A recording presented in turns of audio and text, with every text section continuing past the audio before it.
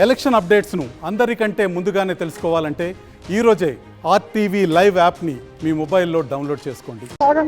ముందుగా ఈ రాష్ట్రంలో ఉన్నటువంటి ఆంధ్ర ప్రజలు తీసుకున్నటువంటి నిర్ణయం అత్యద్భుతం. బహుశా ఆంధ్రప్రదేశ్ రాష్ట్ర చరిత్రలో ఎన్నడూ ఎప్పుడు లేని విధంగా భవిష్యత్తులో కూడా ఇటువంటి రిజల్ట్స్ మళ్ళీ పునరావృతం అవుతాయో లేదనేటటువంటి రీతిలో ఈరోజు ప్రజలు ఇచ్చిన తీర్పు. ఈ ప్రజా తీర్పు దేనికి నిదర్శనం అనంటే, అరాచకాలు సాగిస్తాము, ప్రజాస్వామ్యాన్ని అడ్డం పెట్టుకొని ప్రజాస్వామ్యాన్ని అపహాస్యం చేసి ప్రజాస్వామ్యాన్ని తొంగలోకి తొక్కి ప్రజాస్వామ్యాన్ని నేను నీరుగార్చి ప్రజాస్వామ్యాన్ని నేను పూర్తిగా మంట గలుపుతానంటే ప్రజల తిరుగుబాటు ఎలా ఉంటుందో ఈ రోజు జగన్మోహన్ రెడ్డికి చూపించినటువంటి ఆంధ్ర రాష్ట్ర ప్రజానీకానికి అందరికీ నా అంటే ప్రజాస్వామ్యం అంటేనే స్వేచ్ఛ.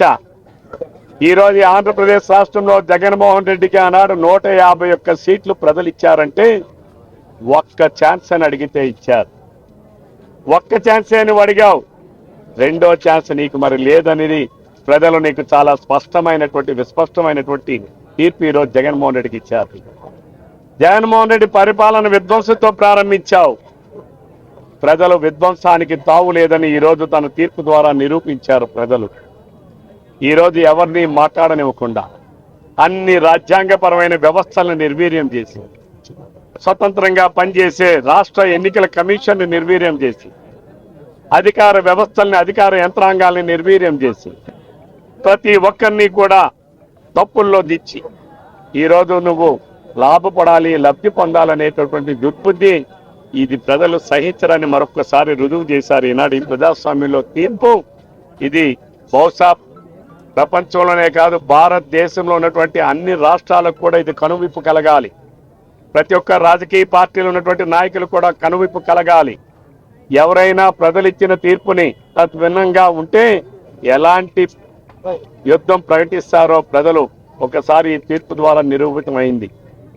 ఆనాడు నువ్వు ఈ రాష్ట్రాన్ని జగన్మోహన్ రెడ్డి ఈ రాష్ట్రాన్ని విధ్వంసం చేస్తే జగన్మోహన్ రెడ్డి స్థాపించినటువంటి వైఎస్ఆర్సీపీ పార్టీని ఈరోజు ప్రజలనేటటువంటి ఓటు అనేటటువంటి ఆయుధంతో ఈరోజు నీ పార్టీని విధ్వంసం చేశారు. నేను అనేక పర్యాయాలు చెప్పాను, జగన్మోహన్ రెడ్డి రేపు ఎట్టి పరిస్థితుల్లో కూడా సింగిల్ డిజిట్ వస్తుందన్నాను. ఈరోజు ఆ సింగిల్ డిజిట్కే పరిమితం అయ్యారంటే ఆ రోజు మేము క్షేత్రస్థాయిలో ప్రజల ఆలోచనలు చూసినటువంటి వ్యక్తులం, అనుక్షణం ప్రజల మధ్యన ఉన్నటువంటి వ్యక్తులం, అనుక్షణం ప్రజల కోసం పోరాటాలు చేసినటువంటి వ్యక్తులం. ఆ రోజు జగన్మోహన్ రెడ్డి ఆంధ్రప్రదేశ్లో ముఖ్యమంత్రి అయిన తర్వాత అరాచకం మొట్టమొదటిగా నా దగ్గర నుంచే ప్రారంభించాడు. ఈ ఆంధ్రప్రదేశ్ రాష్ట్రంలో మొట్టమొదటి కేసు నమోదైనటువంటిది నా నుంచే ప్రారంభించాడు జగన్మోహన్ రెడ్డి.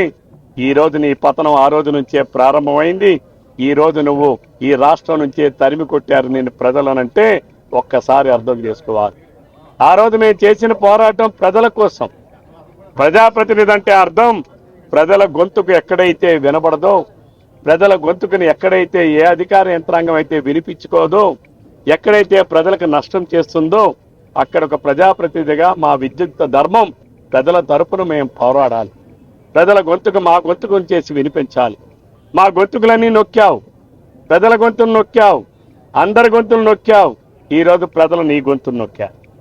ఇది జగన్మోహన్ రెడ్డి గ్రహించాలి. నిన్న మాట్లాడుతూ ఉన్నాడు 56 లక్షల మంది అవతాతలు ఏమయ్యారని.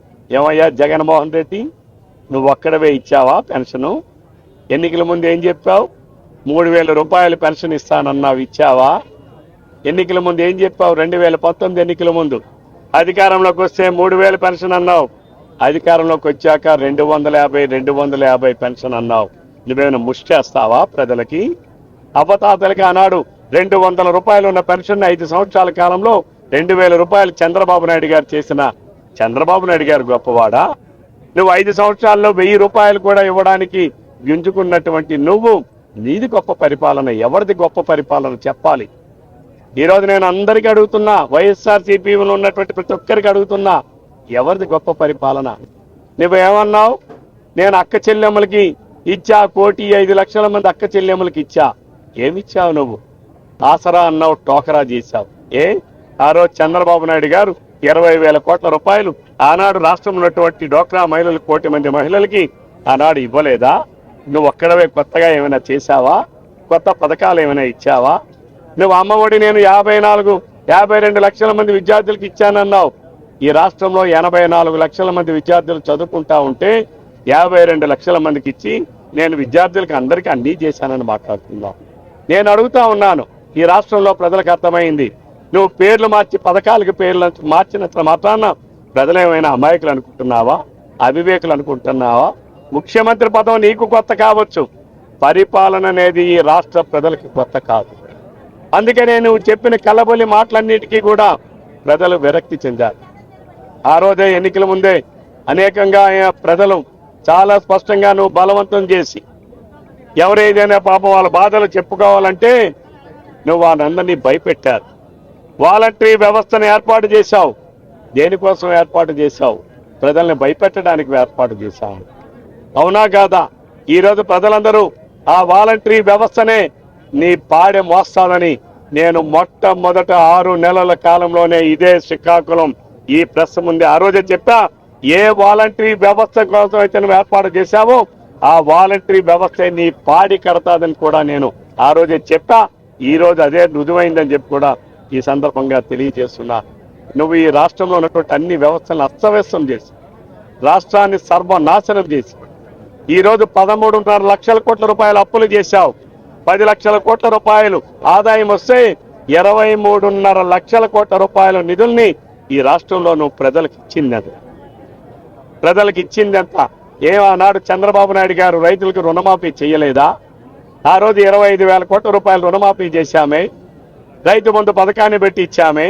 రైతులందరికీ మెకనైజేషన్ లో అనేక సబ్సిడీలు ఇచ్చామే. Drip irrigation 100% ఇచ్చామే.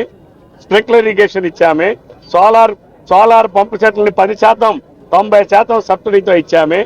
అలాగే రైతులందరికీ కూడా మోటార్లని ఐఎస్ఐ స్టాండర్డ్ మోటార్లని ఉచితంగా పెట్టామే. నువ్వేమిచ్చావు రైతుకి? 7,500 రూపాయలు ఇచ్చి నేను గొప్పగా ఇచ్చానని చెప్పి నువ్వు మాట్లాడుతా ఉన్నావు. ఎన్నికల ముందు ఏమన్నావు? 5 లక్షల మంది కౌలు రైతులు ఉన్నారన్నావు. 30,000 మంది కౌలు రైతులకు నువ్వు 7,500 రూపాయలు ఇచ్చావు. అంటే నీ మాయ మాటలు ఇంకా నమ్మడానికి ప్రజలు సిద్ధంగా లేరు జగన్మోహన్ రెడ్డి. ఇది నేను ప్రజలు ఇచ్చినటువంటి తీర్పు. అందరికీ ఇది ఒక గుణపాఠం. ప్రజాస్వామ్యం తప్ప నియంతృత్వం చెల్లదనేది ఈ తీర్పుకు నిదర్శనం.